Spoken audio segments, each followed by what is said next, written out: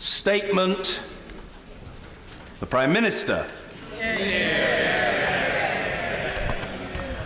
With permission, Mr. Speaker, I would like to make a statement on the response of the Russian government to the incident in Salisbury. First, on behalf of the whole House, let me pay tribute once again to the bravery and professionalism of all the emergency services, doctors, nurses and investigation teams who have led the response to this appalling incident. And also to the fortitude of the people of Salisbury. And let me reassure them that, as Public Health England have made clear, the ongoing risk to public health is low, and the government will continue to do everything possible to support this historic city to recover fully. Mr. Speaker, on Monday I set out that Mr. Skripal and his daughter were poisoned with a Novichok, a military-grade nerve agent developed by Russia. Based on this capability, combined with their record of conducting state-sponsored assassinations, including against former intelligence officers whom they regard as legitimate targets, the UK government concluded that it was highly likely that Russia was responsible for this reckless and despicable act, and there were only two plausible explanations. Either this was a direct act by the Russian state against our country, or conceivably the Russian government could have lost control of a military-grade nerve agent and allowed it to get into the hands of others.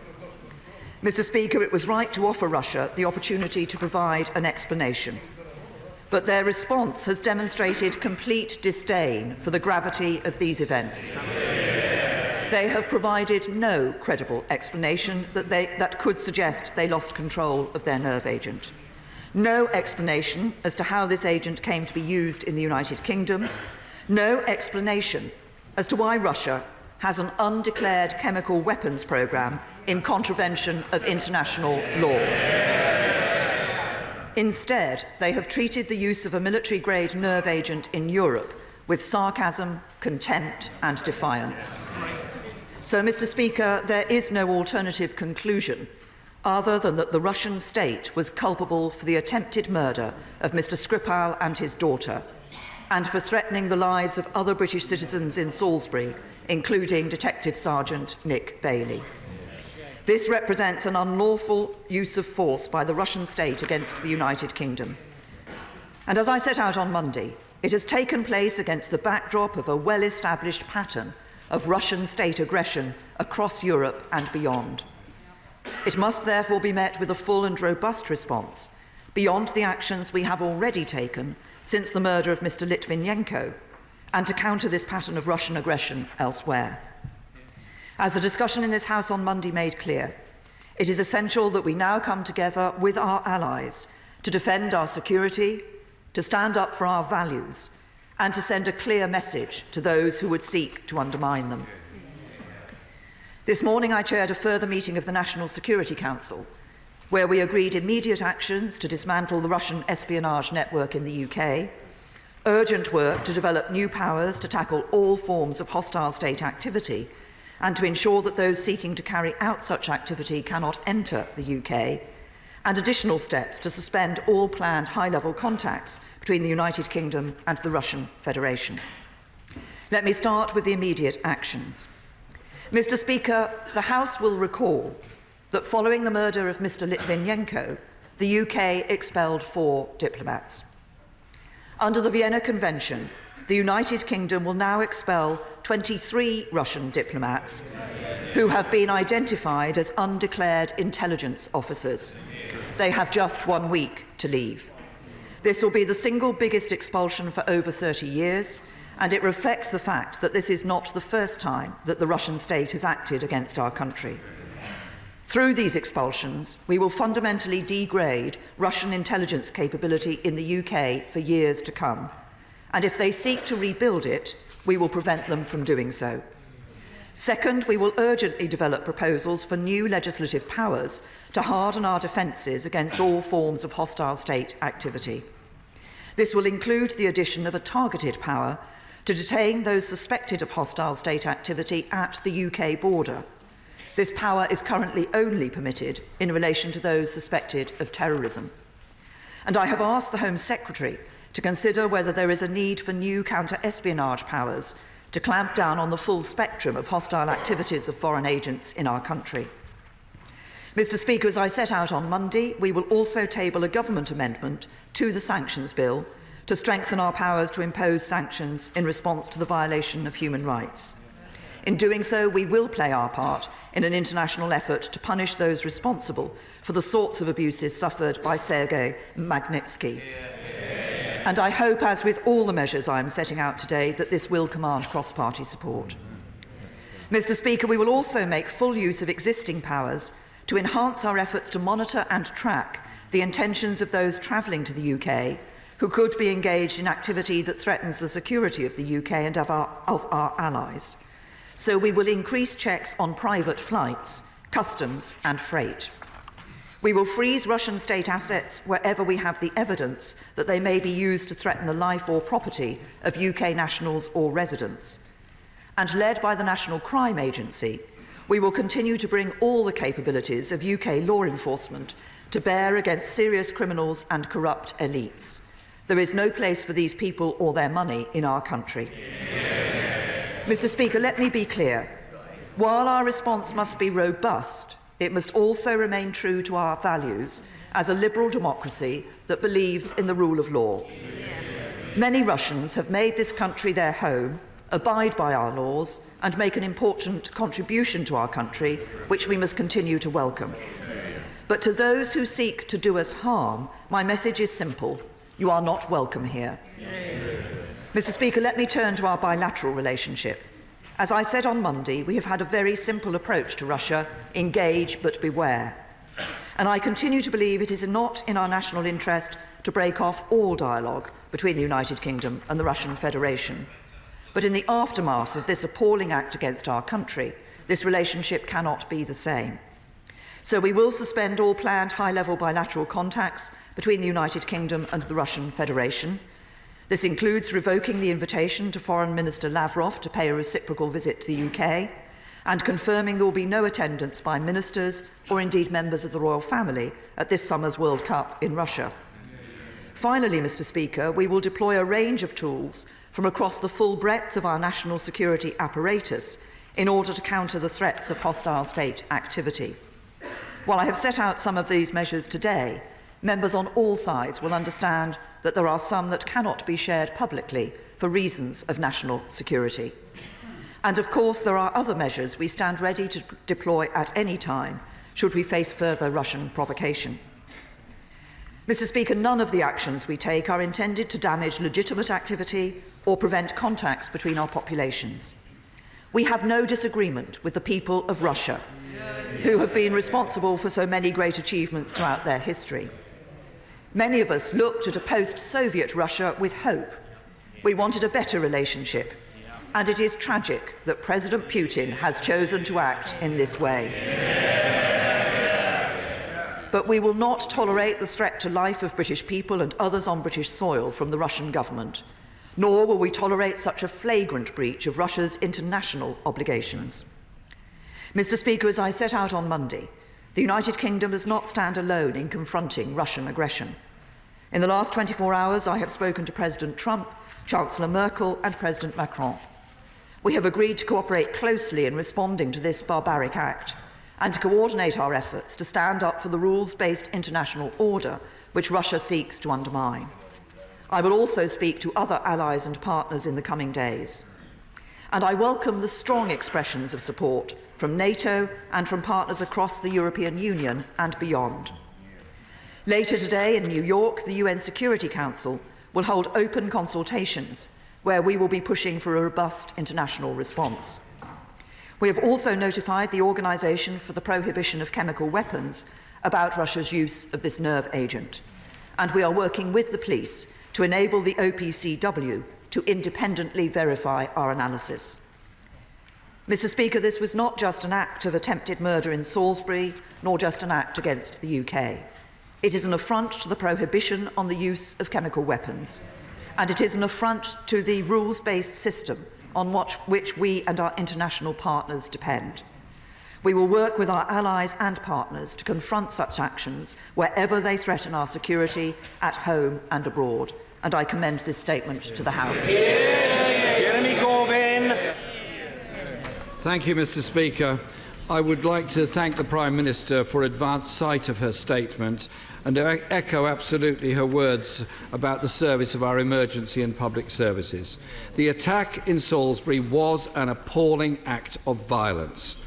Nerve agents are abominable if used in any war. It is utterly reckless to use them in a civilian environment.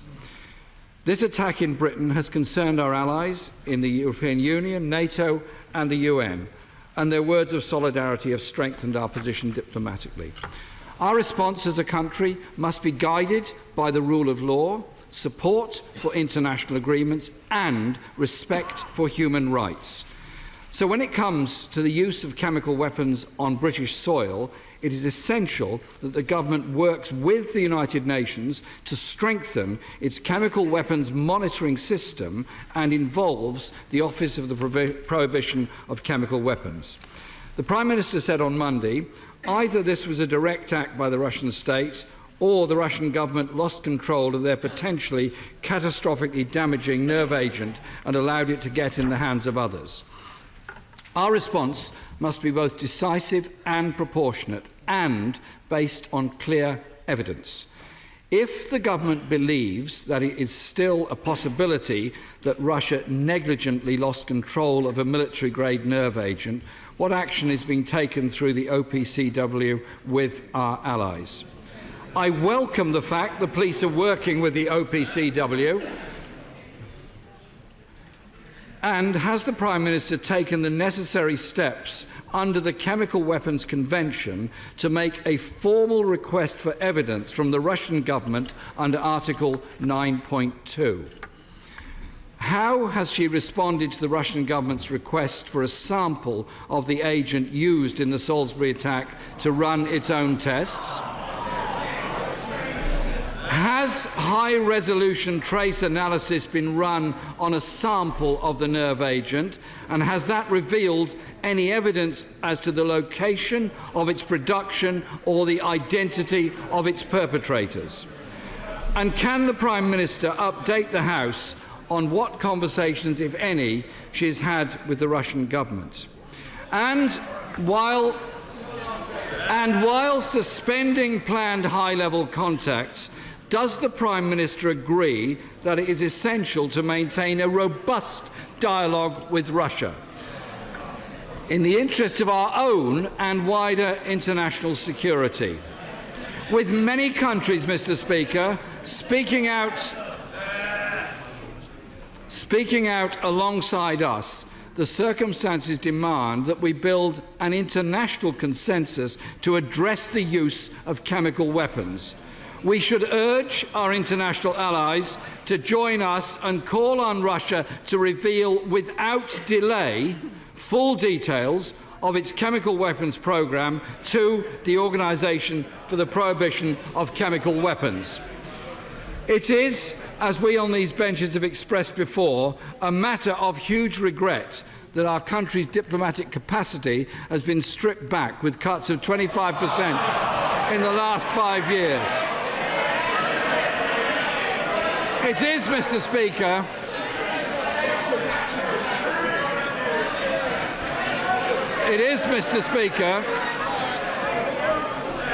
The right honourable gentleman must be heard. There will be adequate opportunity for colleagues on both sides of the House to put questions. Members must be heard. Jeremy Corbyn.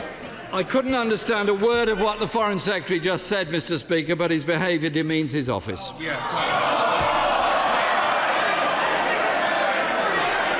It is in moments such as these that governments realise how vital strong diplomacy and political pressure are for our security and national interest. The measures we take have to be effective, not just for the long-term security of our citizens, but to secure a world free of chemical weapons. So can the Prime Minister outline what discussions she has had with our partners in the European Union, NATO and the UN, and what willingness there was to take multilateral action? While the poisonings, Mr. Speaker, of Sergei and Yulia Skripal are confronting us today, what efforts are being made by the government to reassess the death of Mr. Skripal's daughter Ludmila, who died in 2012, and the deaths of his eldest brother and son, who have both died in the past 2 years? We have a duty to speak out against the abuse of human rights by the Putin government and its supporters, both at home and abroad. And I join many others in this House in paying tribute to the many campaigners in Russia for human rights and justice and democracy in that country. And Mr. Speaker, we must do more to address the dangers posed by the state's relationship with unofficial mafia-like groups and corrupt oligarchs. We must also expose the flows of ill-gotten cash between the Russian state and billionaires who become stupendously rich by looting their country and subsequently use London to protect their wealth. We welcome the Prime Minister's statement today, clearly committing to support the Magnitsky amendments and implementing them as soon as possible, as we on this side have long pushed for. Mr. Speaker, yesterday, Nikolai Glushkov, a Russian exile who was close friends with the late oligarch Boris Berezovsky, was found dead in his London home. What reassurance can she give to citizens of Russian origin living in Britain that they are safe here? Mr. Speaker, the events in Salisbury earlier this month are abominable and have been rightly condemned right across the House. Britain has to build a consensus with our allies, and we support the Prime Minister in... Mr. Speaker, we support the Prime Minister in taking multilateral action and firm action to ensure we strengthen the Chemical Weapons Convention, to ensure that this dreadful, appalling act, which we totally condemn, never happens again in our country.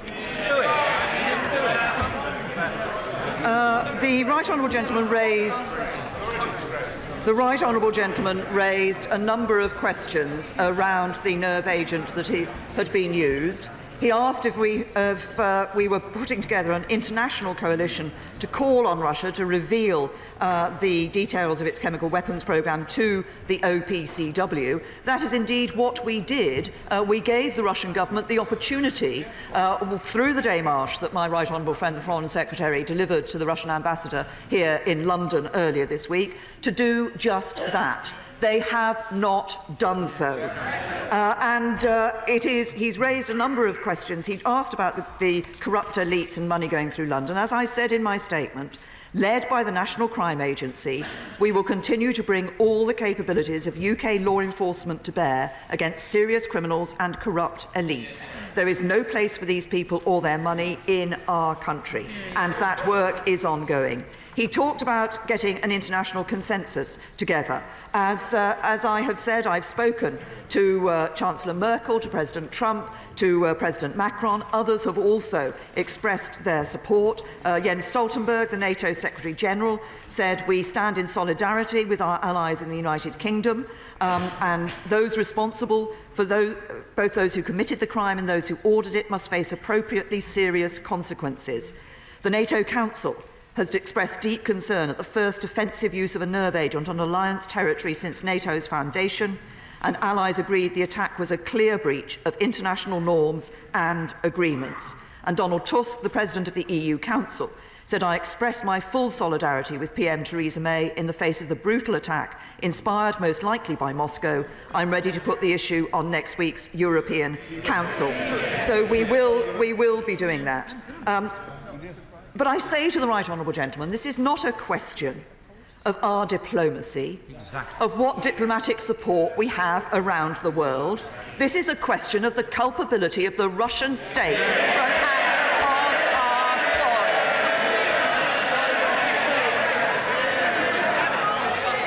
soil. And he said that we should be trying to build a consensus. It's clear from the conversations I've had with allies that we have a consensus with our allies.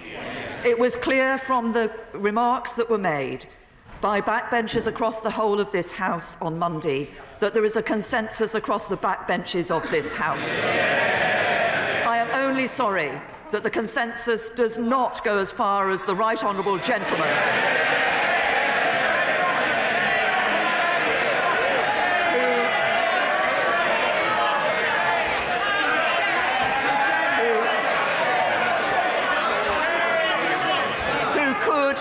who could have taken the opportunity, as the UK government has done, to condemn the culpability of the Russian state.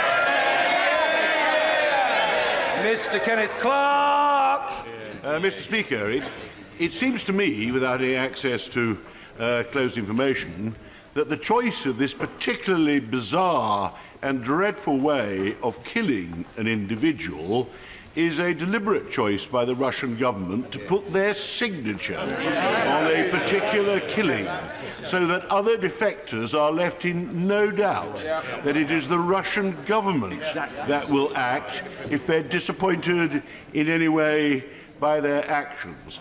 Now, in the light of that, the only sensible question that the Leader of the Opposition asked was what consultation we propose to have with NATO, the other European countries, with the American government, about positive action that could be taken to prevent this continuing defiance of international law, with the defiance of all the rules on testing and possession of chemical weapons. It's not just a question of expressing our anger about Salisbury. This is actually a serious threat to the safety of the Western world, unless and until we all do something together to actually start getting the Russians to do something, as opposed to simply ignore us. Well said. My right honourable friend and learned friend is absolutely right, and that is why we are not only talking to allies bilaterally, but there will, as I understand it, be a meeting of the NATO Council tomorrow, at which this issue will be considered.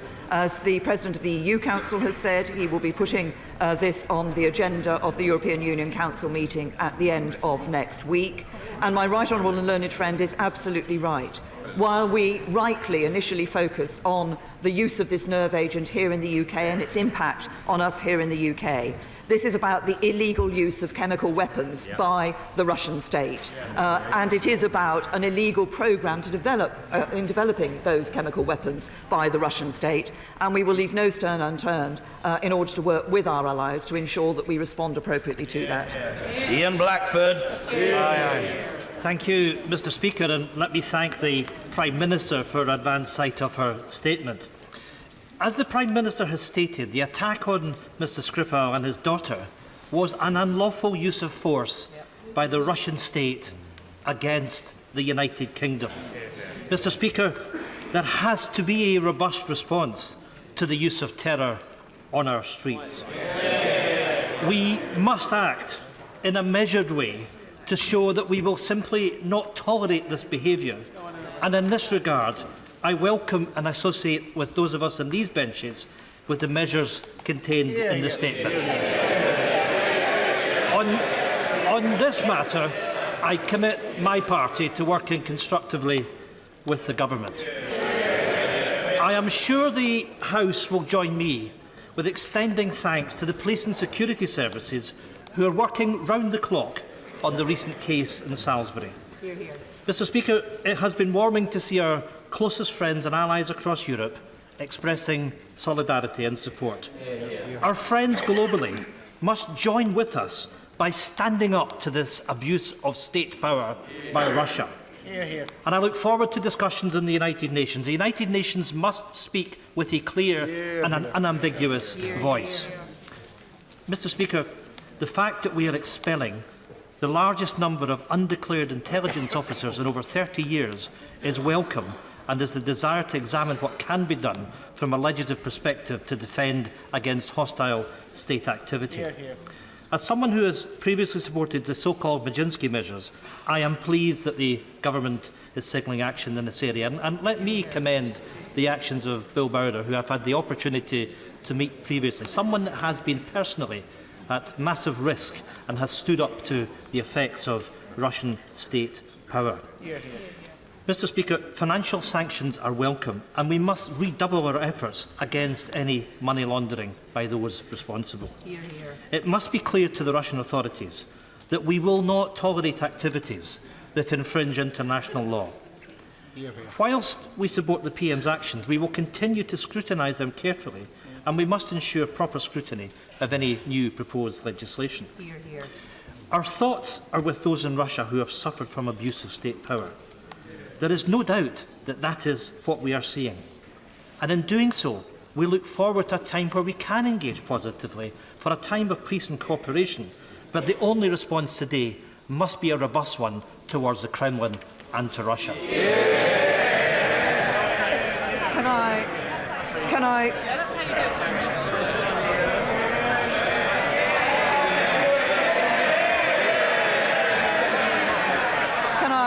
Mr Speaker, can I once again thank the right honourable gentleman for not just the tone of his response but for the comments that he has made. Can I reassure him that, of course, any legislative proposals we bring forward will have due scrutiny in this House? Can I thank him for his constructive offer to work with the government on this issue, because it is a matter that should concern us across the whole House? And can I reassure him that, although I have made reference to a number of allies who have spoken in support of the United Kingdom in this, others have too. Canada, Australia, for example, have also been very clear that a robust response is appropriate to this. And once again, I welcome the comments made by the right honourable gentleman. Mr. Ian Duncan-Smith. Mr Speaker, may I commend my right honourable friend for her strong leadership and in rising to this challenge. As others have shown, they also, too, in positions of leadership, have risen to the challenge. I'm only sorry that others in such positions have fallen well short. Can I ask her, in the conversation she is due to have with her allies, as she's quite right to do, she may raise with the German government the issue of the Nord Stream 2 pipeline that they are engaged with the Russians, which will cut revenues from Ukraine and Eastern Europe and give Russia an unparalleled ability to bully those countries in the future. If Russia is, as we now believe, a rogue state, could she please try and persuade our allies in Europe and elsewhere not to treat with them and make them better off? Well, I thank my right honourable friend, and can I say to him that I think one of the things that we will be discussing with our allies is how we can ensure that the robust message about the act that has taken place on UK soil is consistently given and continues to be given by all our allies. As regards Nord Stream 2, this is a matter that is regularly discussed at the European Union Council, as my right honourable friend would, I suspect, imagine. Yvette Cooper. Can I welcome the Prime Minister's statement? Her conclusion about the culpability of the Russian state is an immensely serious one, and that, in addition to their breaches of international law, of the use of chemical weapons, but also their continued disregard for the rule of law and for human rights, must be met with unequivocal condemnation.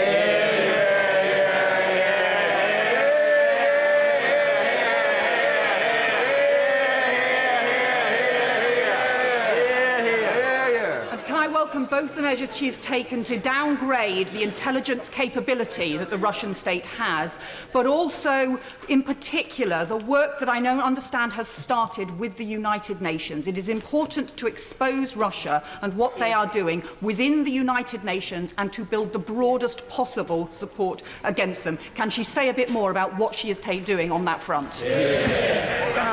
Can I also thank the right honourable lady for the strength of the statement that she has just made, which I know is representative of many of her right honourable and honourable friends on the backbenches opposite.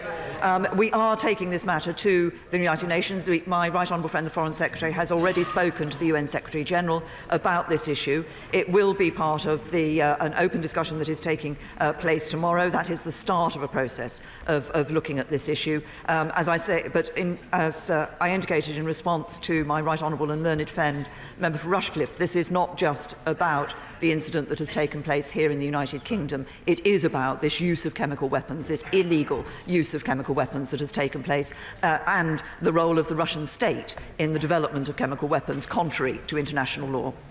Julian Lewis.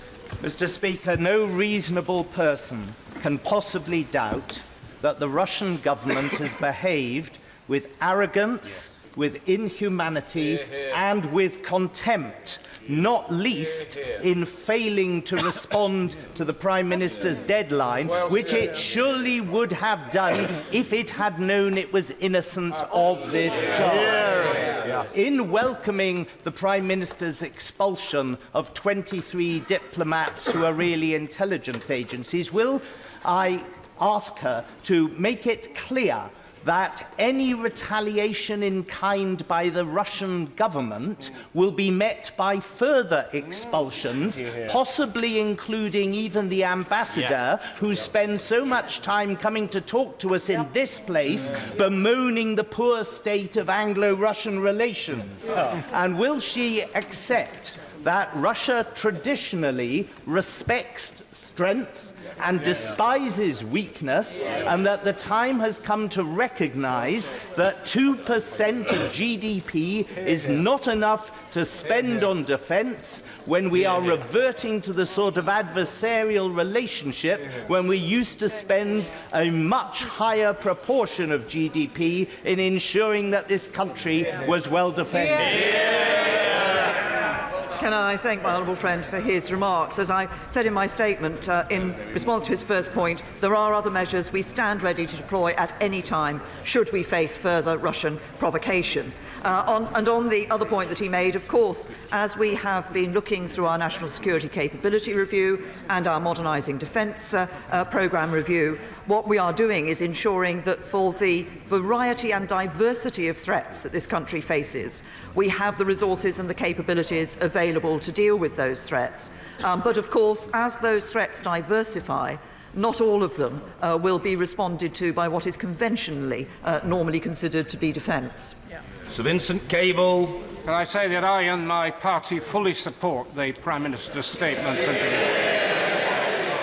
Can I ask, what is her response to the brave leader of the opposition in Russia, Alexei Navalny, who is not allowed to stand in the presidential election, who has said that the most effective action the British government can take is to use its legal powers, such as the unexplained wealth orders, against named individuals who are critical to the Putin operation. And she names in particular Mr. Alisher Usmanov, who has substantial property and sporting interests, and the first Deputy Prime Minister, Mr. Igor Shivalov, who, amongst other things, owns a £14 million flat overlooking the Ministry of Defence. Will she act? Well, can I thank the right honourable gentleman for the support that he has given to the actions being taken by the government. Can I also say to him, as I did in my statement, that we do, of course, look at issues around corrupt elites, we look at the issues around criminal finances, we look at using the tools and capabilities that are at our disposal. The National Crime Agency is continuing on that work. Tom Tugendhat. Thank you, Mr. Speaker. May I thank the Prime Minister for her impressive leadership in this matter. I associate myself, actually, unusually with the Leader of the Liberal Democrats in calling for more use of unexplained wealth orders. But could I also ask her if she will use the tools at her disposal to expose the wealth of the Putin family? $300 billion or more has been stolen from the Russian people by that man. We should expose him for what he is and not be a useful idiot hiding behind legalism of his crimes. Can I thank my honourable friend for his contribution and suggestion? Can I also say on the unexplained wealth orders, of course, those are tools that we do use, but we have to use these properly in accordance with the rule of law, following the due processes that should take place. Ms. Kendall. Thank you, Mr. Speaker. I welcome the Prime Minister's statement, agree with her analysis and fully support the government's actions. I understand that the Foreign Office has called for an urgent meeting of the UN Security Council.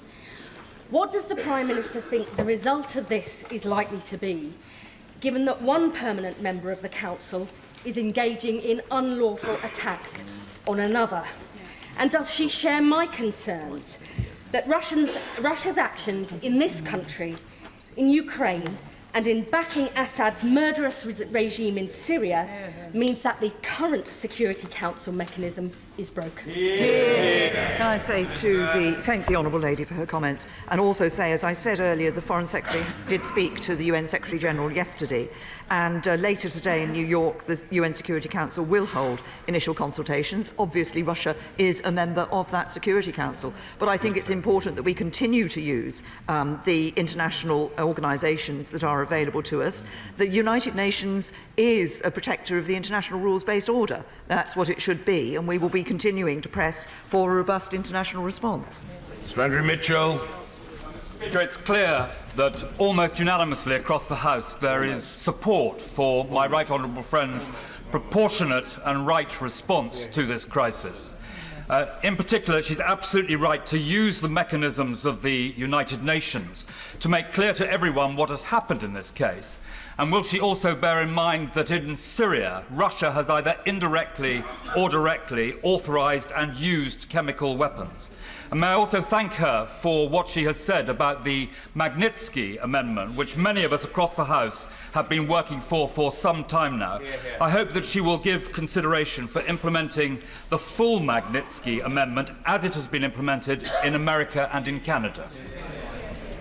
Can I first of all say to my right honourable friend, and it picks up a point that was actually made from the previous question, that this isn't simply one act we see from Russia. This is a pattern of actions by Russia where they are undertaking in a variety of ways different actions. Of course, what we see them doing in Syria, what we've seen them doing by the illegal annexation of Crimea and their activities in the Donbass. We also see their use of propaganda, their attempt to interfere in elections across the continent of Europe. These are all the actions that the Russian state is getting involved in. And in response to the second point, we will bring forward a government amendment to reflect the Magnitsky considerations and to ensure that we have got the strongest possible means to deal with these issues.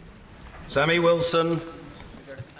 We welcome the decisive action which has been taken by the Prime Minister today, and it sits in contrast with the policy of appeasement that we have heard from the front bench of the Labour Party. And I am sure that the people of the United Kingdom are pleased that it is the Prime Minister who is standing behind that dispatch box today, defending the rule of law and the citizens of this country.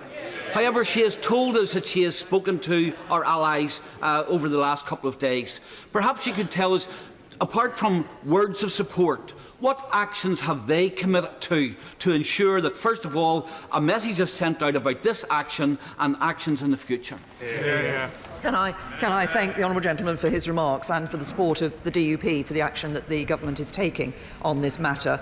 And can I say to him that in relation to the actions to be taken by international allies, of course they were waiting for us to announce the various actions that we were taking, the decision taken by the National Security Council this morning, but we will be holding further discussions with our allies about the way in which they can support what we are doing by actions themselves.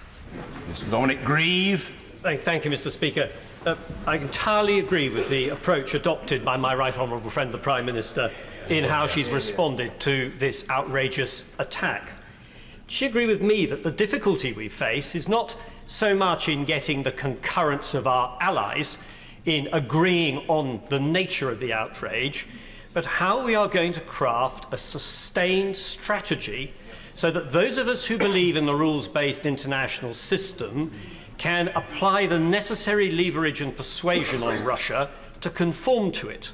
And that the very serious risk that we run is that if we don't succeed in doing this, the level of violence that Russia is going to exercise with impunity against other states and us will simply increase. And that this is something which our allies in particular must have regard to if we are going to make any progress.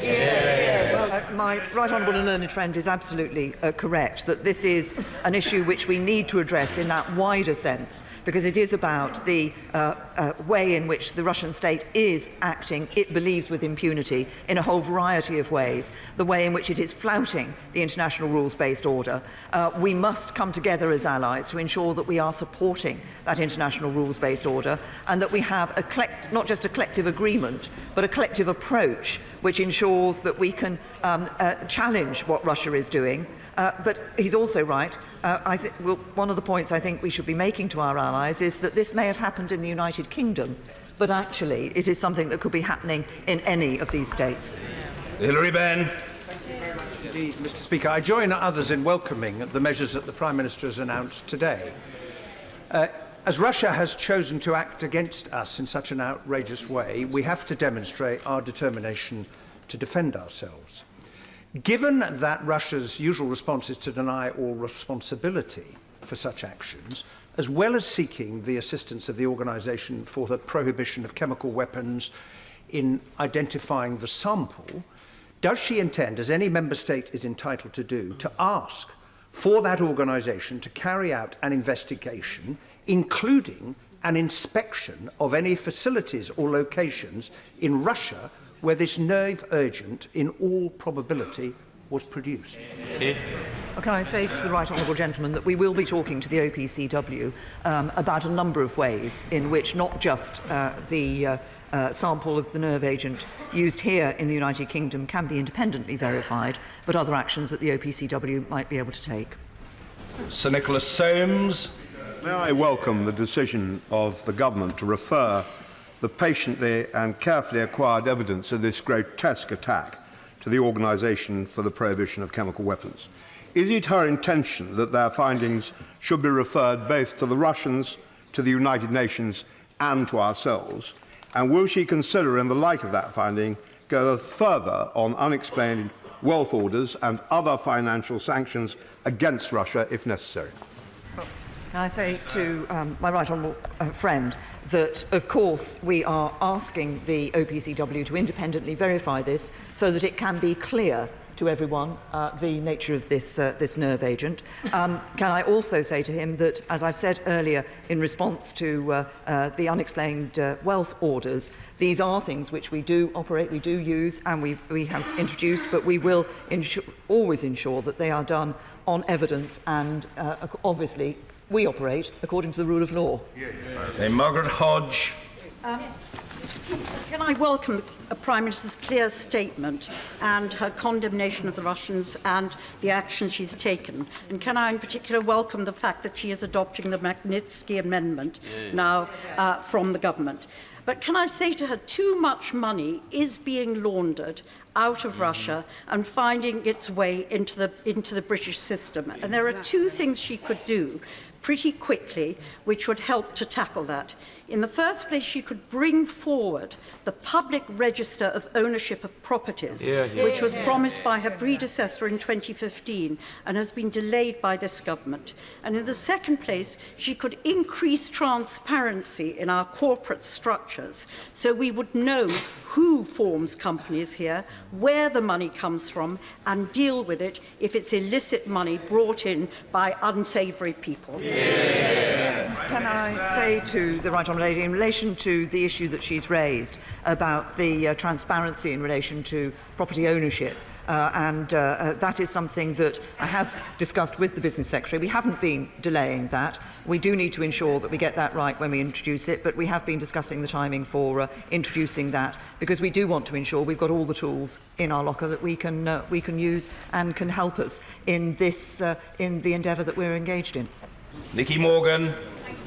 I want to absolutely 100% support the Prime Minister's statement and the actions that she is taking. And to follow up just from the last question, I want to particularly pick up on the Prime Minister's statement that there is no place for serious criminals and corrupt elites or their money in our country.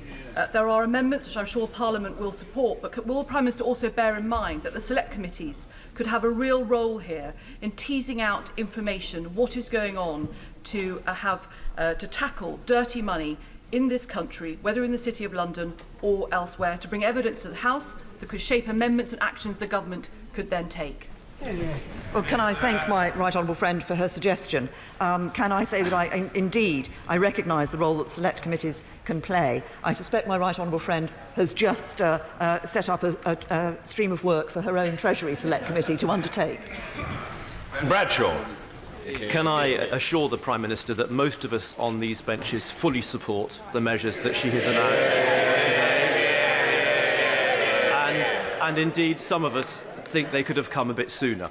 On the wider issue of Putin's hybrid warfare against our country, will she task the intelligence and security services to investigate Putin's influencing operations in our universities, in our think tanks, in our financial institutions and in our political parties? Well, can I say to the right honourable gentleman, he raises an important issue about the propaganda activities that are being undertaken by the Russian state, and I will certainly look at the suggestions he's made. Mr. Simon Hoare. Mr. Speaker, we should all be thanking God today that it's my right honourable friend in her place and not the so-called alternative. Absolutely right. I'm not expecting my right honourable friend to comment on the detail, but this morning, residents in my constituency, Hyde Road in Gillingham, saw the Metropolitan Police and the Army in place, the street in lockdown, removing vehicles and items linked to the Salisbury incident. I'm not expecting my right honourable friend to give a running commentary on current operations, but could she confirm two things? First, that she and the government and the security services are doing all that they can to keep my constituents safe, and can she arrange for somebody to provide a briefing to me as the Member of Parliament as to precisely what's happening? Can I say to my honourable friend, I'm very happy to do that. As he will be aware, the police investigation does continue, and we cannot say where that investigation is going to take the police in terms of their further inquiries, but I will ensure that he is provided with a briefing as the Member of Parliament. Chris Bryant. I completely support everything that the Prime Minister has said today. The truth is that under Putin, the Russian Federation has managed to combine all the worst facets of communism and all the worst facets of rampant capitalism, all wrapped up inside a national security state, which keeps its people poor and kills his political opponents. Can I just ask about the Russian ambassador? Because since he arrived here 7 years ago, Alexander Yakovenko, he has repeatedly lied to parliamentarians. He has tried to get the Speaker to stop debates on Russia happening in this House. He has tried to interfere in the internal elections of this House. And surely to God, it is time we now told him that we will order our affairs in this country, not him, and he can go home. Well, just to say to the right honourable gentleman, he's absolutely right. We will order our affairs in this country, and we will not be told what to do by a Russian ambassador. And I fully expect the House authorities to ensure that it is not possible for an external party such as that to interfere in elections in this House. And can I also say that it's a brave man who tries to tell the Speaker of the House of Commons what to do and to stand anything down. I must say, for the avoidance of doubt, he got absolutely nowhere with me. You can be sure about that. Anna Soubry.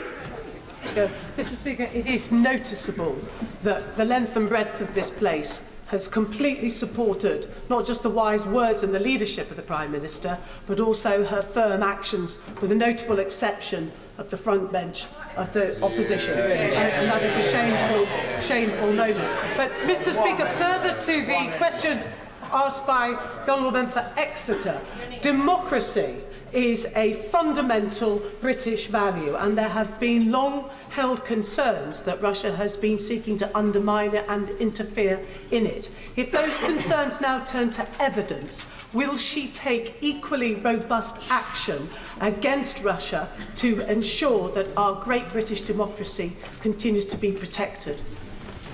Well, I'm very happy to give the assurance to my right honourable friend of the action that we take. We recognise that the first duty of government is to safeguard the nation, and we treat security and integrity of our democratic processes, as of everything else in this country, very seriously. In terms of disinformation that is used by the Kremlin, we know that they persistently use this to destabilise perceived enemies, and managing this is a long-term priority for the UK. We'll continue to work not just as the UK, but to work with our international partners on efforts to counter this. Liz Saville-Roberts.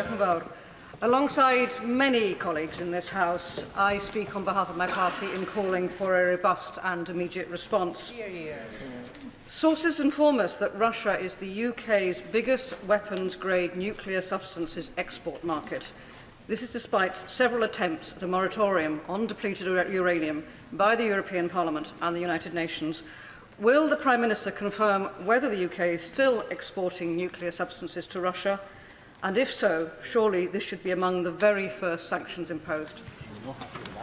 Can I thank the Honourable Lady for the remarks that she's made and for the support that she has given from her party for the actions that the government is taking. What we have been talking about today, of course, is the use of a nerve agent, of a chemical weapon on UK soil, and the blatant flouting of the international rules-based order and the legal structure around that use of chemical weapons by the Russian state. John Hayes. Mr. Speaker, when I served as Security Minister and my right honourable friend was Home Secretary, I became aware both of her outstanding determination and dedication and of the commitment and expertise of our security services and the police that deal with counter-terrorism. She knows, as the House knows, that that is led for the Metropolitan Police. But of course this event happened in Salisbury and could have happened in Berkshire or Lincolnshire. Will she ask the Home Secretary look at whether our local police forces are, given the dynamic nature of these threats, equipped and informed adequately to deal with them in the first instance? Prime Minister. As a former Security Minister, of course, my right honourable friend has a particular understanding of these issues. Can I say to him that, of course, the ability to bring in the capabilities of the counter-terrorism police, who of course don't just operate in the Metropolitan Police as he knows, but have regional bases around the country as well, is part of the layered structure that we have in relation to police forces. But I'm sure my right honourable friend will be making sure that the police look at the immediate response that they had to this incident to ensure that we certainly don't want to see an incident of this type happening again on United Kingdom soil. And that's why we're giving a very clear message to the Russian state. But we do want to ensure that all our police forces are aware of threats that they may face. Mike Gapes. Thank you, Mr. Speaker. The Prime Minister's words were appropriate, measured and correct, and she has my full support.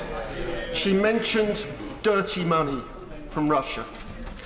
Can she look again at the role of the tax havens internationally, including those in British overseas territories and Crown dependencies?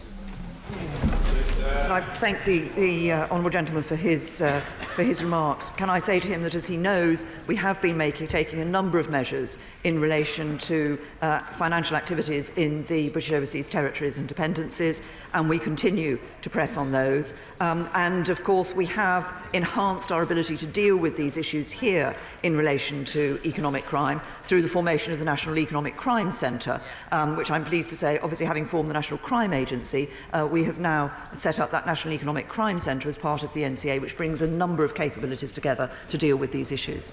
Robert Halfon. Thank you, Mr. Speaker. My constituents of Harlow will strongly, I think, be reassured by the way you are guarding the nation's security.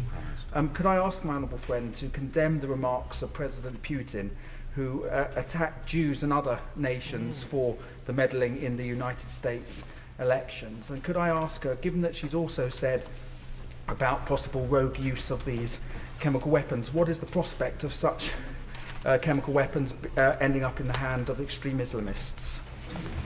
Can I say to my honourable friend, first of all, I also condemn the remarks that he has referred to that were made in relation to certain communities in the United States. Can I say to my honourable friend, in relation to the second part of his question, what we are talking about here is a nerve agent that was developed as part of a chemical weapons programme by the Russian state. And I think that will give him a clear message in relation to this. Derek Twigg. Thank you, Mr. Speaker. Can I fully support what the Prime Minister said in the statement and also for the actions she outlined today? Mr. Speaker, can I ask the Prime Minister this? I have some concerns about whether we have in place a proper strategy to combat chemical weapons attacks against this country, and particularly these small-tail attacks. And it's joined up with both security services, governments and the armed forces. Could the Prime Minister give me some reassurance or tell me whether actually work is continuing to improve that? Yes, well, we do have, obviously this is an issue that we do look at, and we do have a strategy in place, but we will of course ensure, given what has happened, we will review that, we will look again to make sure that we have the best possible opportunity to ensure that this cannot happen again. Mr. Crispin Blunt. Whilst welcoming the Prime Minister's statement, as almost everyone else has, can I join with the Right Honourable Member for Beaconsfield about the importance of the international rule of law and say that this is a very important moment of decision for China to decide which side she is going to sit on in this arrangement. And can I urge my Right Honourable friend to make sure we take the most energetic steps to ensure that China stands with the rest of the civilised world on the side of law and responsibility. Thank my honourable friend for raising this issue in this way. We want to see the maximum possible adherence to the international rules-based order across the whole world. In different contexts, this is a matter that I raised when I was in China recently. This is an extremely important parliamentary occasion, and I think it's understandable that very large numbers of members should want to question the Prime Minister. Can I very politely suggest to colleagues that they should seek to ensure that their questions are as succinct as the Prime Minister's replies have been, and that way we might get through a very great many more quickly than we otherwise would. Chris Leslie. Support to the measures the Prime Minister has announced and the condemnation of what is increasingly looking like a rogue state. On this question of the integrity of the United Nations Security Council, we must now begin to talk about reform. Russia cannot be allowed to simply sit pretty, thumbing its nose at the rest of the world community and feeling it is immune from the rule of law internationally. Will she initiate that sort of reform discussion with the General Secretary? And I once again thank the Right Honourable Gentleman for the remarks he's made today and the support he's given to the government as he did on Monday. In relation to the question, we do talk to the United Nations about reform of the United Nations in a whole variety of ways.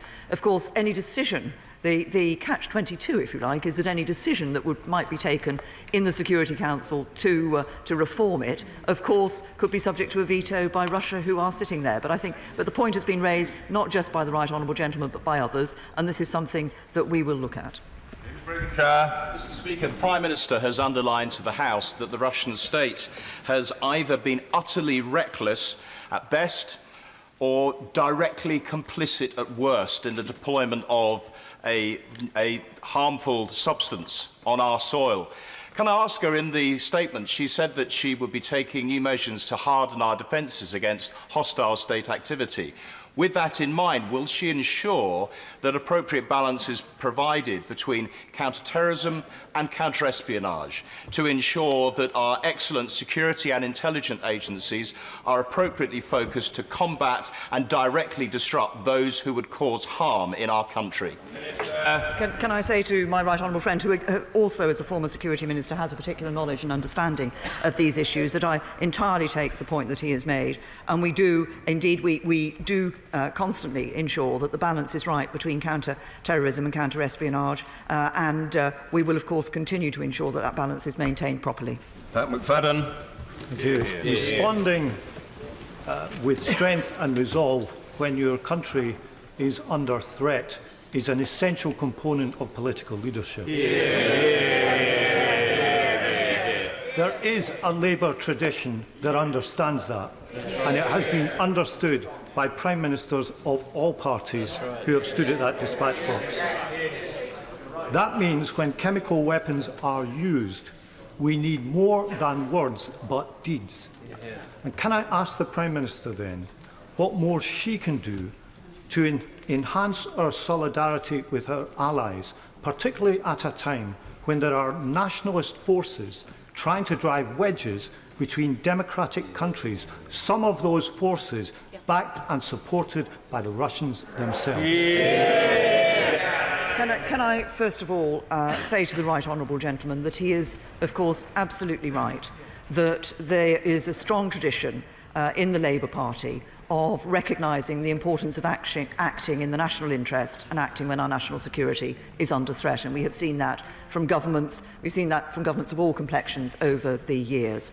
In relation to the point about the international activity and the deeds that we need to take, it is right. We will be continuing to talk. We have been speaking to our allies even before this event took place about the ways in which we could deal and address some of the activities and actions that Russia is taking across the continent of Europe and elsewhere. But we will, of course, redouble those efforts now. John Whittingdale. Does my right friend agree that one of the best assets we have against Russian disinformation and propaganda is the BBC World Service? Will she look at ways in which we can extend the reach of the World Service, perhaps by incorporating world television? And does she also agree that we need to be very careful not to give any pretext, however unjustified, for the Russians to take action against BBC and other free media outlets? I would hope that the Russian state would be prepared to accept the importance of the free media.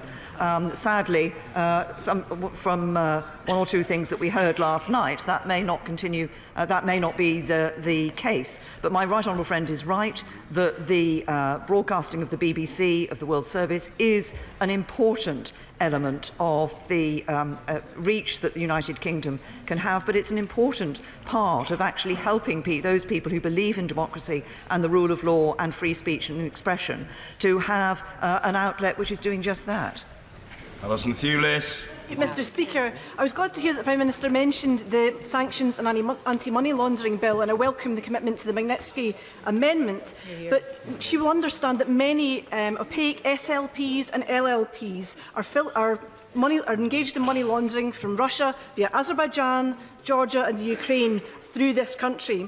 Will she speak to Cabinet colleagues and also look at bringing forward amendments to the sanctions and anti-money laundering bill to tackle these corrupt elites, as she put it, because money laundering is happening via Companies House at the moment? I think we got the thrust of it. I say to the Honourable Lady that the question of money laundering is one that we do take very seriously. We have been working for some time now, both with law enforcement but also with the financial sector, on ways in which we can improve the action that we're taking against money laundering. And this is one of the things that I expect the National Economic Crime Centre to be looking at very closely. Mr Stephen Crabb. Thank you, Mr Speaker. I strongly welcome the action that my right honourable friend has announced today.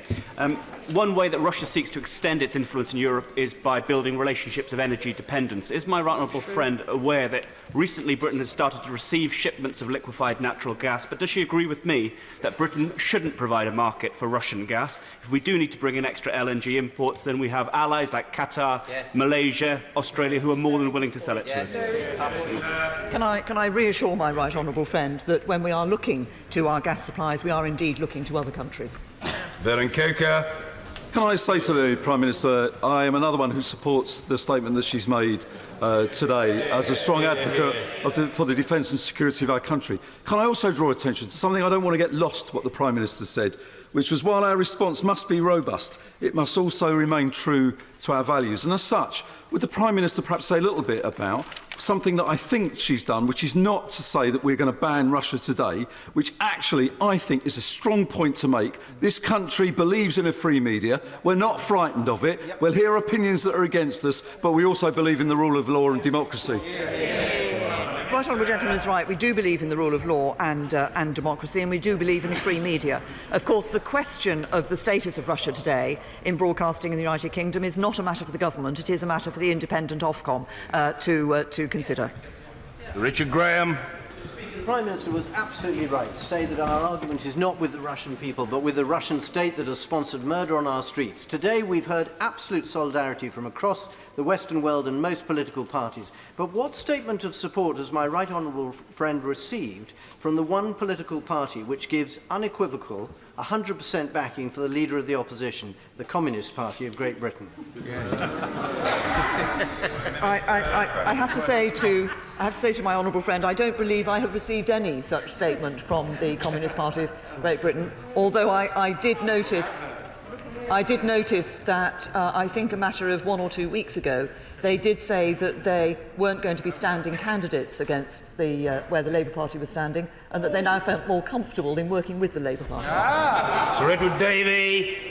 strongly welcome the Prime Minister's statement, but urge her to go further and, like others, use energy policy as a new way of attacking this Russian threat. While there are significant British energy interests in Russia, and we all acknowledge that, can she confirm that Putin's military and intelligence assets are primarily funded by the sale of Russian fossil fuels? Can I therefore commend her to look at the EU's energy security strategy, which is largely written in London and is reducing Europe's dependency on Russian fossil fuels?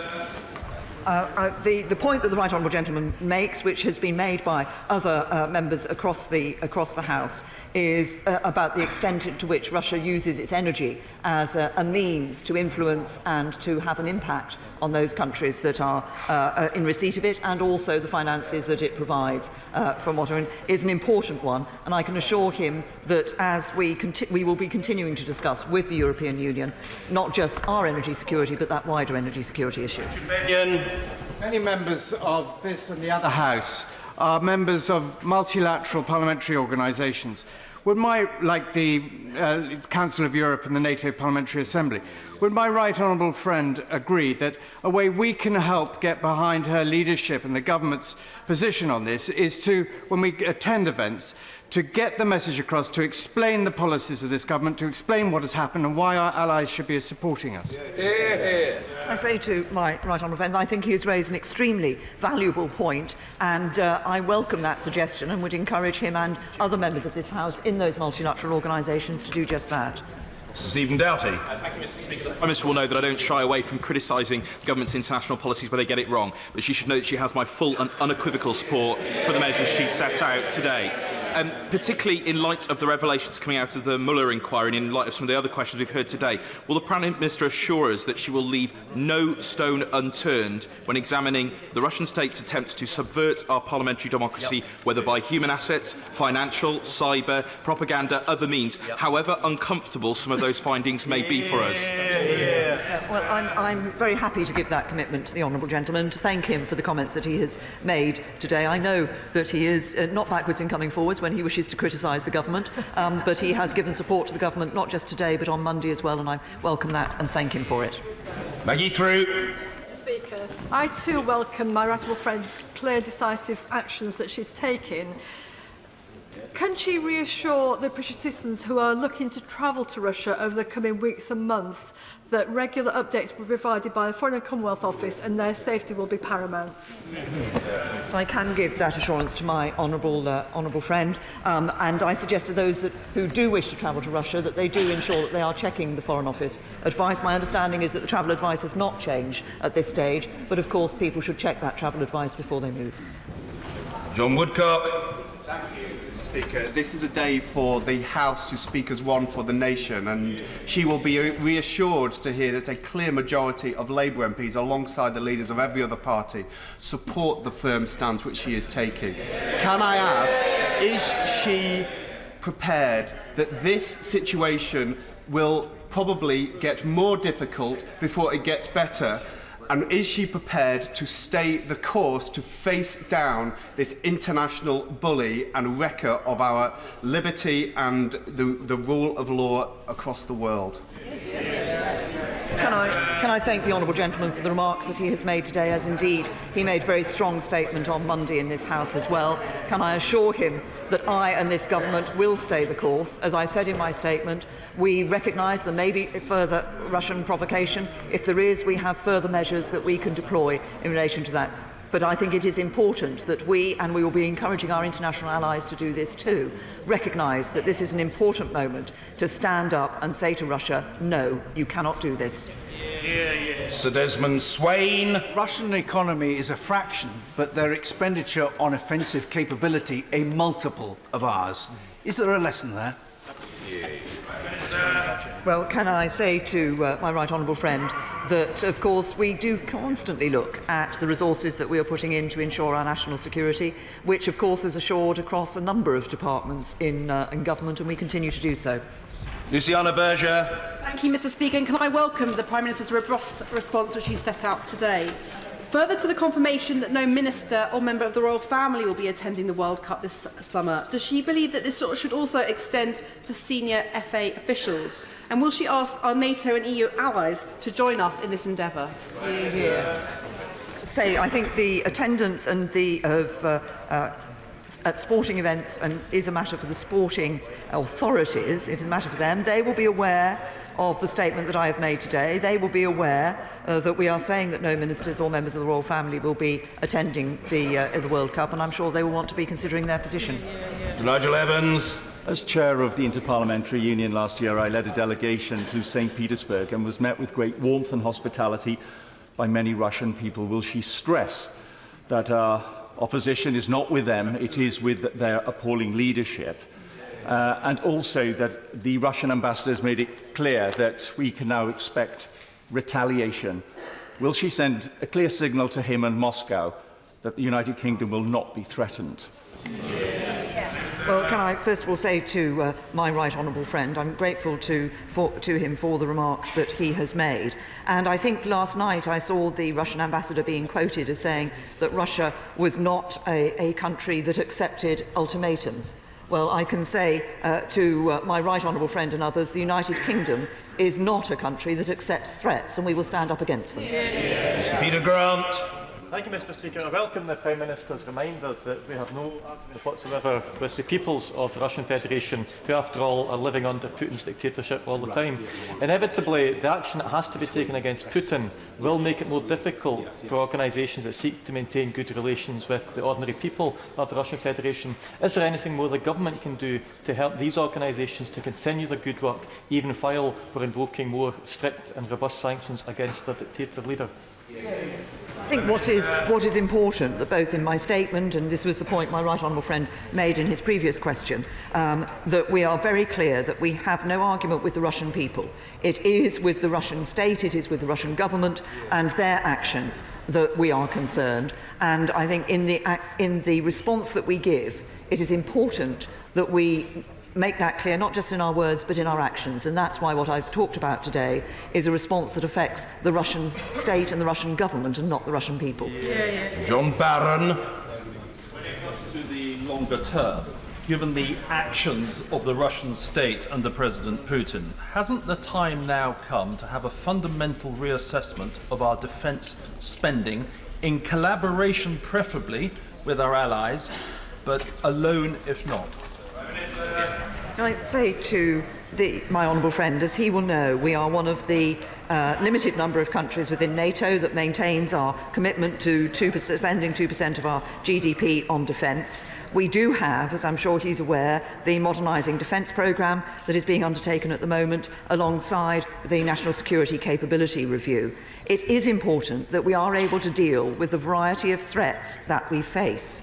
But I will say to my honourable friend, as I have to other members of this House, that in looking at how we deal with those threats, not all of them will be dealt with in a way that would conventionally be considered as a matter for the Ministry of Defence. Mr. Speaker, the Prime Minister has rightly said that the attacks in Britain have been part of an ongoing contempt of Britain, contempt of the rule of law, and contempt of our values. But it has also been a contempt of our alliances, both political and military. In moving forward, will the Prime Minister work with those political and military alliances so that together we have a root and branch removal of Russian interference in our political, our education and our financial institutions? Let this be a marker. No more. Now they will fear what we will do to hit back on the interference they have shown us. Thank you, and I thank the Honourable Lady for the commitment that she has shown as a parliamentarian to the alliance we have through NATO, which is very important to us, is the bedrock of European defence, and I will certainly say that we will continue to work through those alliances to ensure that we are sending a very clear message that this is not acceptable. Francois. Thank you, Mr. Speaker. Can I commend the Prime Minister on her decisive and vigorous action in response to what was, after all, an attack on the United Kingdom. In some ways, it had flashes of the Iron Lady about it. But it was also in stark contrast to the attitude of the Leader of the Opposition, who simply could not bring himself to condemn Russia for this outrageous act. He simply couldn't do it. And is that not because he remains at heart what he has always been, a CND badge-wearing apologist for the Russian state? Well, can I say to my honourable friend, I think that people will take their own conclusions from what they have heard today. But I can also say to my honourable friend that I'm sure he, as I do, take a great reassurance from the positive messages of support that have come from the Labour backbenches. Phil Wilson. Mr. Speaker, our way of life in this country and in the West is based on democracy, human rights and the rule of law, and should be defended. Outrageous. Strongly held opinions have been expressed. Everybody can consult the record, and I understand that there is an intensity of feeling, but the honourable gentleman member for Sedgefield must have his question heard, and then the answer will be heard. Phil Wilson. Our way of life in this country and in the West is based on human rights, democracy and the rule of law, and should be defended. And that's why the Prime Minister is right to bring forward these sanctions against the state, that a state that doesn't actually believe in those principles. Can the Prime Minister give a commitment to come back to the House if she feels the need for further consideration of sanctions should be made? The honourable gentleman has raised an important point. I did say in my statement that we had further measures that we might wish to deploy if we were subject to further Russian provocation. And of course, if we choose to do so, I will come back to this House. Sir Christopher Chope. Mr. Speaker, does my right honourable friend accept that the actions of the Russian Federation are totally incompatible with membership of the Council of Europe, which believes in democracy, human rights and the rule of law? Will my right honourable friend therefore ensure that we can expel Russia from the Council of Europe as a reprisal, because its continuing membership of the Council of Europe seems to fly in the face of our commitment to those important values? My honourable friend has raised an important point. Can I simply say to him, I don't think it's within the hands only of the United Kingdom to expel Russia from the Council of Europe, but as he will have heard our right honourable friend, the member for Newbury, making the point that members of this House who are members of such multilateral groupings should, I think, be making every effort to make the point about the illegitimate activity that has been undertaken by Russia. Emma Reynolds. Speaker, I welcome very much the Prime Minister's statement today and the measures that she has announced, which will only be strengthened if our allies take similar action. Can she say more about NATO and whether she will be bringing together NATO heads of state and government to discuss a coordinated response? As I think I said earlier in a response, I believe the NATO Council will be meeting tomorrow to discuss this particular issue, and I will be talking to a number of allies who are within NATO about coordination of the response. As I also said earlier in response to a previous question, of course they have been waiting to hear for the details of our response, which I brought first to Parliament. Seeley. Speaker, the Prime Minister is clearly aware that the Kremlin is using a very full spectrum of tools in what it considers to be its new generation warfare against the West. Assassination is one element of that. Is the Prime Minister aware of the important work which was done in the 70s and 80s by the Senate Intelligence Committee in the United States to methodically expose Russian or Kremlin subversion, espionage and disinformation? And in that era, that was called active measures, activna meropриятия. Will she consider something similar for this country now? Because the light of truth and shining that light on truth on Russian subversion today, however one calls it, is a critical part of defending democracy and undermining Russian subversion. Thank you.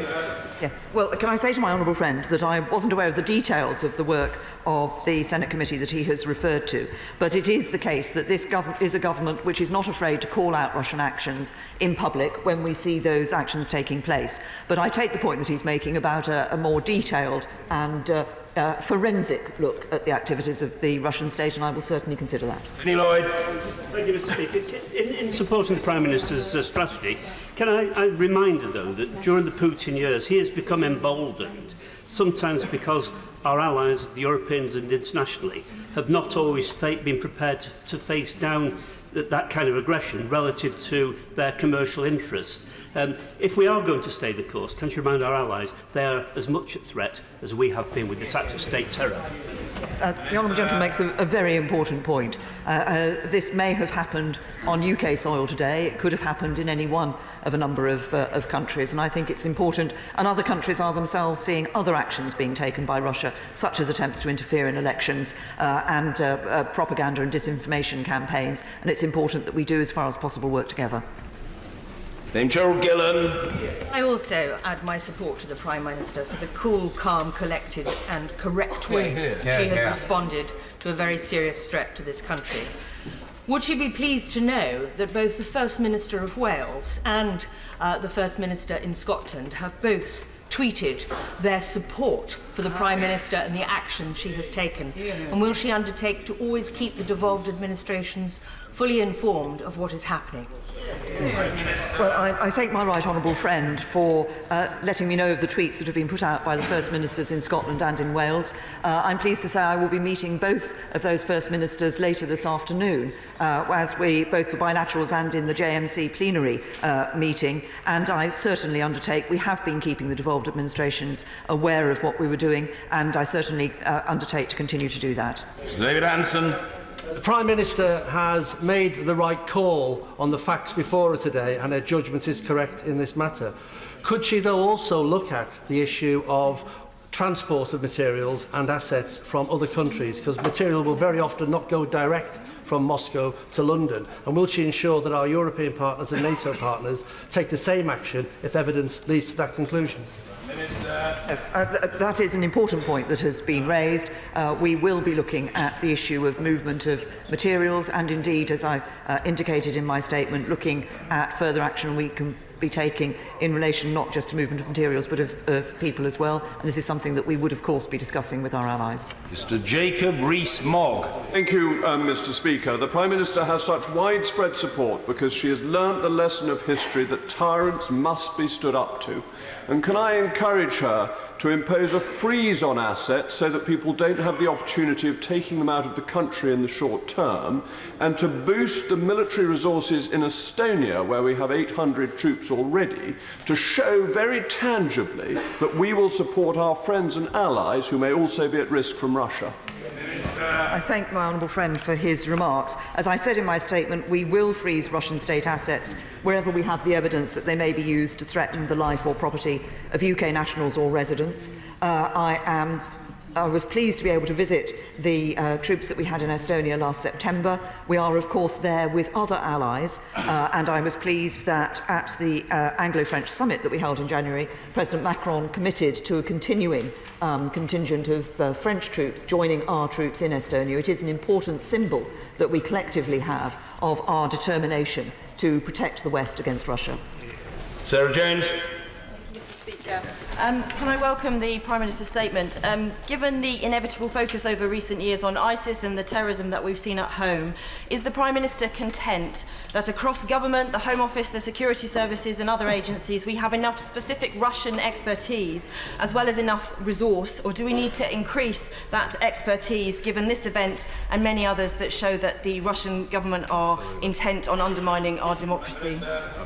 The Honourable Lady is right that in recent years there has been an appropriate and correct focus on counter-terrorism, but that doesn't mean that we haven't been looking at hostile state activity and haven't been looking at counter-espionage measures, because we indeed have. We keep these in balance as we go forward, as we assess the threats that we're facing, and will continue to do so. Vicky Ford. Mr. Speaker, ever since Russian troops first entered Ukraine, friends from many different countries have told me how false news stories emanating from Russian sources have been used to aggressively influence public opinion and undermine legitimate democracies. They use social media platforms and traditional media. Hybrid warfare is a key part of this. Will you call, Prime Minister, can you call for an international strategy to deal with hybrid warfare? Can it be on the EU agenda next week and discussed at the NATO summit in July? I can say to my honourable friend that the issue of Russian use of disinformation and propaganda is something that I have already raised at the European Union Council at previous meetings and would expect to raise this again. We do recognise the importance of the work that is being done by the Kremlin in terms of disinformation campaigns. Managing this is a long-term priority for the UK, but in doing that we will of course work with our international allies. Colleagues were willing to imitate the legendary succinctness of the Right Honourable Gentleman Member for New Forest West in terms of the format of question. We could probably accommodate everybody, but if there are going to be mini speeches, some might lose out. Gavin Robinson. Well, Mr. Speaker, I've listened very carefully on travel advice and advice for FA officials. The Prime Minister will remember the pitched battles in Paris that English supporters faced. Will she reappraise the protection and the security that will be afforded to them if they travel? Really good question. Yes, we will of course look at the security and protection of any UK football fans who are travelling. To support very strongly the Prime Minister's robust position, does she recall the enormous efforts made during John Major's government to build good relations with Russia? Indeed, John Major went to see President Yeltsin. I was lucky enough to go with him. And will she stress that our beef is not with the people of Russia who share cultural links, but just with the leadership? And if we can persuade President Yeltsin to return to the rule of law, then we can rebuild those relations, Mr. Speaker. Well, I thank my honourable friend for his question. Indeed, as I've said before, our argument is not with the Russian people, and we continue to recognise that actually this is about the actions of the Russian state. It's about the actions of the Russian government. As I said earlier in my statement, many of us looked at a post-Soviet Russia with hope when that was first developed, but sadly what we've seen from the way in which President Putin has been dealing with these matters, it's a very different picture that we look at today. Mr. Speaker, in welcoming the Prime Minister's actions in our statement today, can I point out that one notable ally who has not yet spoken out against Russia's actions in Salisbury is President Trump? Will she urge him to vociferously condemn Vladimir Putin and the Russian government's actions and to do so without delay? Can I say to the honourable gentleman that I spoke to President Trump yesterday. I'm sorry, I was looking to see if I had the comment that he had made, but he has spoken out against this particular incident that has taken place. But I will be continuing to speak. We will be continuing to speak with the American administration because they are one of the allies that we would encourage to work with us in a collective response on this issue. Geoffrey Clifton Brown. I also commend my honourable friend for this, the package of measures she's taken today against this outrageous and illegal act on British soil. Can I ask her that all suspicious deaths should be thoroughly investigated by the police, and if the Russian government is implicated in any of those deaths, she stands by to take further tough measures against that state? My honourable friend has raised an important issue because, of course, and this question has been raised before, of course, the re-investigation of any deaths is a matter for the police, for them to consider whether what action they should be taking. At the moment, their focus is clearly on this particular investigation, but I'm sure they will look at that matter in due course. Mary McCarthy. Mr. Speaker, the Council of Europe has already been mentioned as one of the platforms with which we engage with Russia, although actually Russia has been withholding its payments for some time now. There's a motion on Magnitsky before the 46 other countries. There's also an inquiry into the death of Boris Nemtsov. Would it be helpful if the Minister for Europe came to Strasbourg to our next session to help spread the word that we need a Magnitsky law across Europe? I'm certainly willing to look at the proposal that the honourable lady has made. Hugo Swire. We've seen a marked increase in the Balkans recently by Russia, very often using the Serbs as their proxy to try and dissuade some of the Western Balkan states from joining NATO. Will my right honourable friend urgently commit to discussing with NATO how to make sure those countries can accede now as quickly as possible? Certainly, my honourable friend raises an important point. We are happy to look at the accession of certain of those countries to NATO, and I'm pleased that we will be hosting a Western Balkans summit here in the United Kingdom in July. Toby Perkins.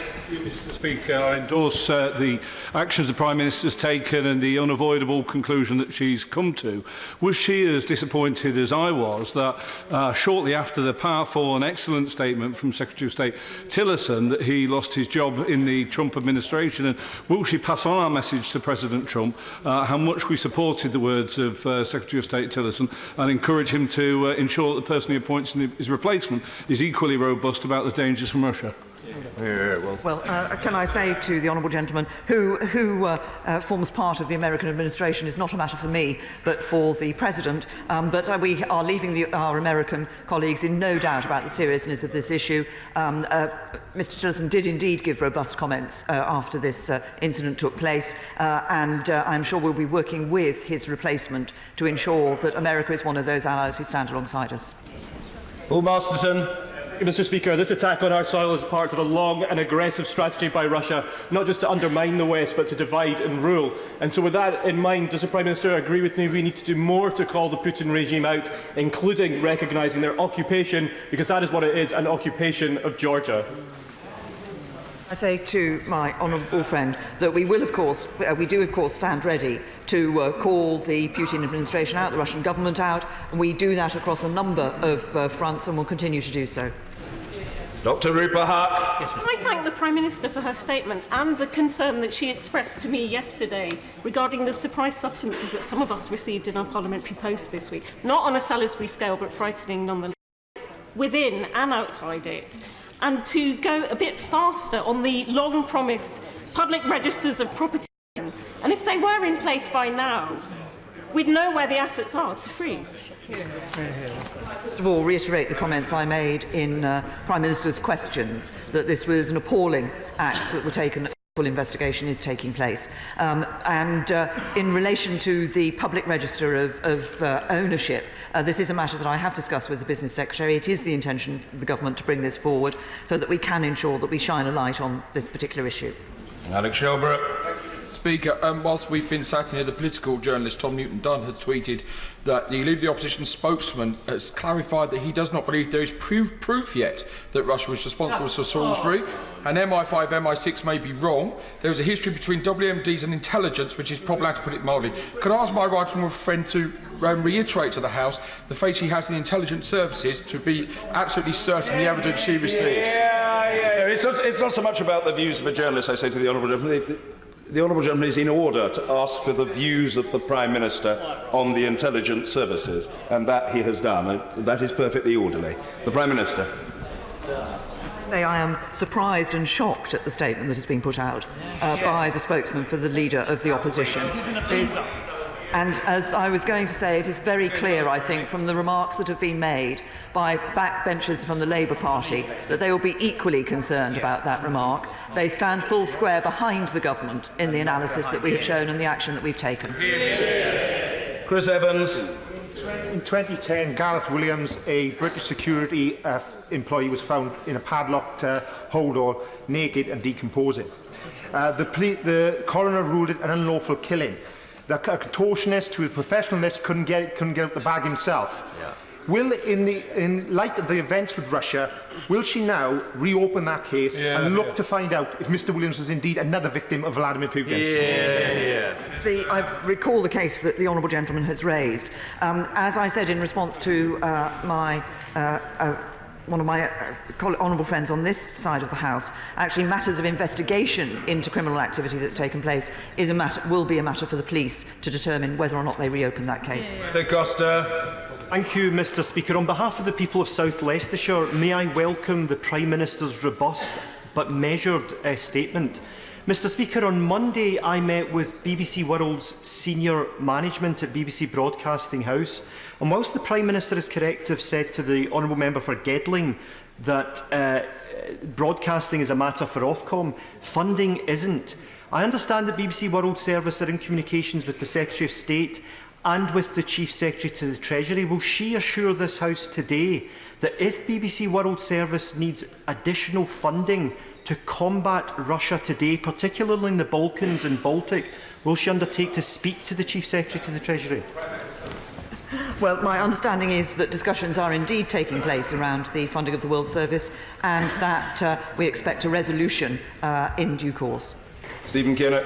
Thank you, Mr. Speaker. I'd like to add my full support to the Prime Minister's robust response today. As Director of the British Council in St. Petersburg from 2005 to 2008, I have first-hand experience of the utterly ruthless way in which the Russian state can operate. Does the Prime Minister share my concern, though, that holding the World Cup in Russia this summer could be perceived as a global vindication of Mr. Putin's regime? And if so, would she be making representations to FIFA to explore the possibility of postponing the World Cup until 2019 and holding it in a more appropriate host country or countries? I thank the honourable gentleman for his support, and also say that's particularly valuable given the experience that he has from his time with the British Council. Can I also say to him that the holding of sporting events and the choice of venues for those sporting events is a matter for the sporting authorities. As regards the sporting authorities here in the United Kingdom, they will have heard what I have said today about the actions of the Russian state. Nigel Huddleston. Mr. Speaker, this attack could have been so much worse. What if a group of schoolchildren playing in the park had been the first to have approached the victims when they were collapsed? Does the Prime Minister therefore share my disgust that the perpetrators of this crime must have known this? Can I say to the honourable gentleman, he is absolutely right. I think that, of course, we do have one other individual in Detective Sergeant Nick Bailey, who was affected as a first responder by this act that took place. But it could have been so different, as he says. And it is thanks to the prompt action of the emergency services in relation to this that the matter was has been contained in the way that it has. But those who undertook this brazen and despicable act must have known the potential implications. Stuart Malcolm MacDonald. Facts are chills that worry ding, Mr. Speaker, which is why there can be no feigning of impotence anywhere on these benches. Can I ask what her assessment is of the example advanced by my honourable friend from Western Berkshire on Monday in asking the Spanish government to halt the use of their ports for the refuelling by the Russian fleet? That is indeed a matter. Of course, it is the case that others within the other member states of the European Union have indeed, at least one member state of the European Union has indeed refused the Russian state the possibility of refuelling its ships at their place. This is a matter that is raised from time to time, and I recognise the significance and the passion with which the honourable gentleman and his colleague have raised it. Gareth Johnson. Mr. Speaker, nobody should be surprised that Russia have denied any kind of responsibility of the attacks in Salisbury. This is a country that has denied taking part in the Olympics doping scandal. They've denied taking part in any kind of rigging of elections, and worst of all, they've denied any kind of involvement with the killing of Alexander Litvinenko. Given that, would the Prime Minister please assure the House that, as this matter goes forward, that Russia will be treated in accordance with its actions and not with its words? My honourable friend makes a very important point. I think we should all be very clear that the attitude of the Russian state is shown by what it does, not by what it says. Diana Johnson. I welcome the statement of the Prime Minister and the actions that she's outlined. She particularly said that there was a need for a new targeted power to detain those suspected of hostile state action at the UK border. I think many of us will be surprised that we don't already have that power, and I wondered if she could say, is there a plan to bring forward emergency legislation so that power can be put in place very quickly? The power currently exists for those who are suspected of involvement in terrorism, but not for hostile state activity. And my right honourable friend, the Home Secretary, will be looking urgently at the most appropriate legislative vehicle to bring that power forward. Chris Philp. The Prime Minister was quite right to point out this is simply the latest act by a criminal rogue state. We can think about the Malaysian Airlines Jet 17 that was shot down, the invasion of Crimea, and the support for a murderous regime in Syria. I fully support the Prime Minister's position. I am horrified by the statement read out on behalf of the Leader of the Opposition's spokesman. But can I add my voice to those of other members today in asking the Prime Minister to look very quickly and seriously at financial sanctions on individuals closely associated with the Putin regime, as well as the wider Russian economy.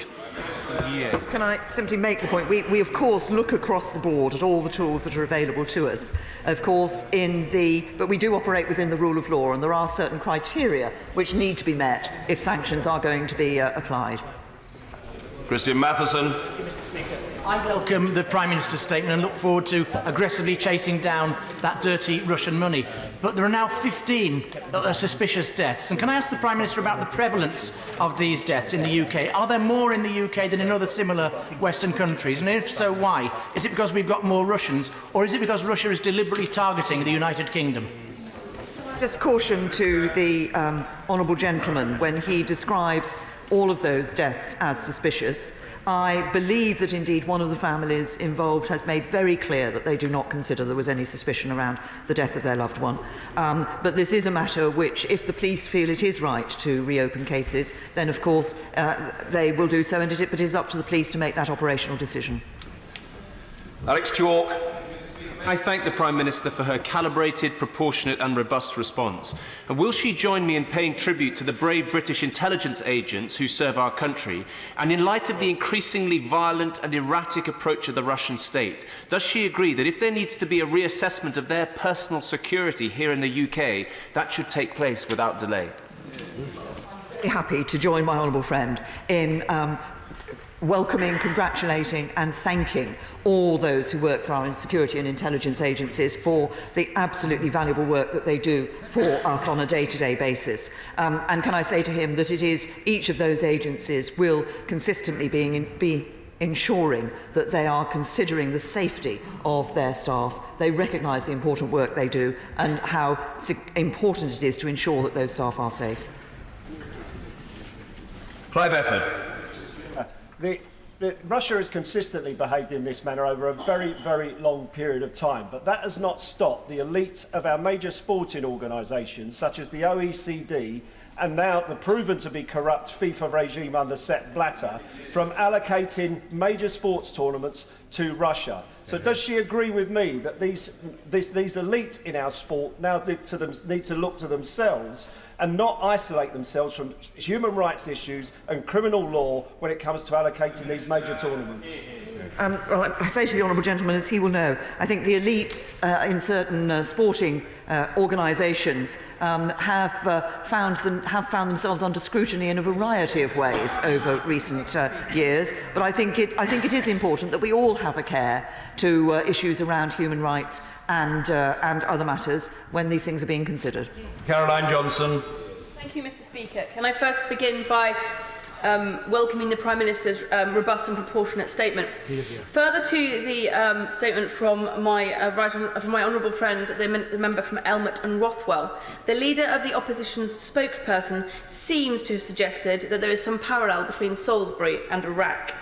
Could the Prime Minister confirm that in Iraq no weapons of mass destruction were ever found, yet in Salisbury 3 people are in hospital because chemical weapons were used? And could she give us an update, please, on their condition? My honourable friend is absolutely right. What we are talking about here in the United Kingdom is the use of a chemical weapon, a nerve agent, a military-grade nerve agent, against people here in the United Kingdom. That is very clear, and I think it is quite wrong and outrageous that the Leader of the Opposition spokesman has made the comments in relation to this that he has. Chris Williamson. The horrendous incident in Salisbury has placed a huge and unforeseen burden on the local police, and we know that the police service has faced unprecedented cuts, and I wonder whether the Prime Minister can give an assurance therefore give an assurance that this additional burden will be met from central resources and not fall upon the local police to pick up the bill. What has happened in this case is, of course, the initial response to the incident was taken by Wiltshire Police. When it became clear the nature of this incident, actually they were able to draw not only on support from neighbouring forces, but crucially the counter-terrorism capability came into place, and it was counter-terrorism police that have taken on the investigation and are running that investigation, and they have, it's not just about resources, but it's about the capabilities that those police officers have and that the counter-terrorism force has that has been able to be brought to bear in this instance. Speaker, is the Prime Minister able to give any update on the treatment and health of the brave policeman who was harmed going to help, and will she pay tribute to him? I'm very happy to pay tribute to Detective Sergeant Nick Bailey, who, as I think I mentioned the other day, I believe said that he was merely doing his job. That is the attitude that is taken by all our police officers on a daily basis, no matter what danger they find themselves in. My understanding is that he remains seriously ill, but he has been engaging and has been conscious. Paul Sweeney. Thank you, Mr. Speaker. The response from the Prime Minister in reaction to this terrible incident in Salisbury is proportionate, appropriate and robust. But will the Prime Minister agree with me that we need to go further and set an example in this House that all honourable and right honourable members should immediately and permanently desist from appearing on any Russian propagandist channels, including Russia Today and Sputnik? I think the honourable gentleman makes a very good point. I have spoken about the actions the government can take, but there are actions that individual members of this House can also take to send a clear message. James Cartledge. Thank you, Mr. Speaker. I strongly welcome my right honourable friend's steadfastness and statesmanship in standing up to this Russian aggression. But does she agree with me this attempted murder on our soil by the Russian state will not enrich the lives of a single Russian citizen at home in Russia, and that this is the autocrat's classic contract down the years, externalising internal discontent with aggression abroad because the leader in question knows he cannot deliver and will never deliver the prosperity, freedom and democracy that the Russian people are so long overdue?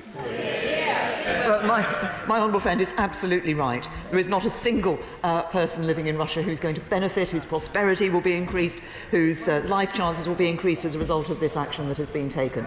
This is about the Russian state. It is not about their care for the Russian people. Pollard. Thank you, Mr. Speaker. I condemn Russia for this attack. The Prime Minister will know a strong Royal Navy is a strong deterrent against Russian aggression. So will the Prime Minister now ensure there's sufficient new money provided to the Royal Navy so there's no cuts in the Royal Navy or the Royal Marines? Can I say to the honourable gentleman that, of course, we have been providing extra funding to the Royal Navy and have been enhancing the fleet of the Royal Navy. And I was very pleased last summer to be able to go on the new aircraft carrier Queen Elizabeth, which is a very fine example of not just of our Royal Navy, but of the commitment that this government makes to our defence. Foster. Thank you, Mr. Speaker. Can I welcome the Prime Minister's statement and a robust defence of a rules-based international order, as too many people died in the 20th century to establish it, to just throw it away in the 21st century. Would she confirm what discussions we're having with the Republic of Ireland, as given she's rightly referred to the border and need for security there, we share a common travel area with them, what discussions she's planning to have with them about making sure that whole border area is secure? The common travel area and the operation of the CTA is something that we discuss on a regular basis with the Irish government, as we have been looking in recent times to enhance the security arrangements that we have put in place, and we will continue to do so. Order. I thank the Prime Minister and all colleagues who have questioned her this afternoon. Order.